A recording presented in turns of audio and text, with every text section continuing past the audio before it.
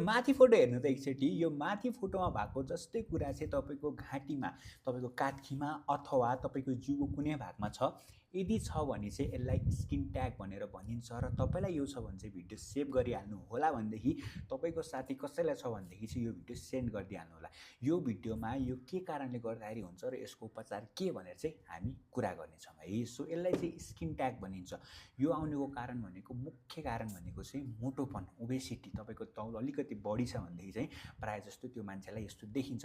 त्यसको साथसाथै तपाईँलाई सुगरको समस्या छ, कोलेस्ट्रोलको समस्या छ भने पनि तपाईँलाई यो देखिन सक्यो है। त्यही भएर यदि यो देखिन थाल्यो भने चाहिँ एकचोटि सुगर र कोलेस्ट्रोलको लेभल चाहिँ जाँच गरिहाल्नु होला।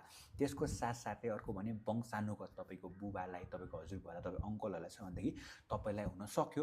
र प्रायः जस्तो कमनली भनेको चाहिँ बुढो एज हुँदै गइसकेपछि पनि आउनसक्छ। र जुन चाहिँ घाँटीको फोल्डहरू, यहाँको फोल्डर हुन्छ नि, त्यसले धेरै घिस्रिरह्यो भनेदेखि, कपडाले धेरै घिस्रिरह्यो छालामा भनेदेखि पनि यो आउन सक्छ।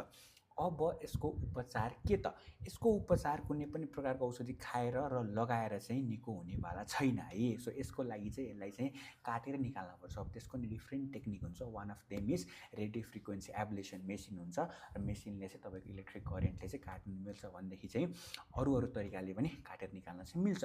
अब त्यो काटेको ठाउँमै यो फेरि फिर्ता त आउँदैन। तर यदि तपाईँले सुगर कन्ट्रोल गर्नु भएन भने, मोटापा कन्ट्रोल गर्नु भएन भने, कोलेस्ट्रोल कन्ट्रोल गर्नु भएन भनेदेखि चाहिँ त्यो निकाल्ने ठाउँभन्दा नि अरू ठाउँमा चाहिँ आउन सक्छ। पुरै निम्न तरिकाले चाहिँ जाने भन्नु हुँदैन। त्यही भएर मेन भनेको मोटापनलाई, डाइट, सुगरहरूलाई चाहिँ कन्ट्रोल गर्न पर्यो।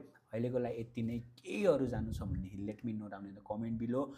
Stay healthy, stay happy, enjoy life, and do follow Dr. Aniket Medvenser.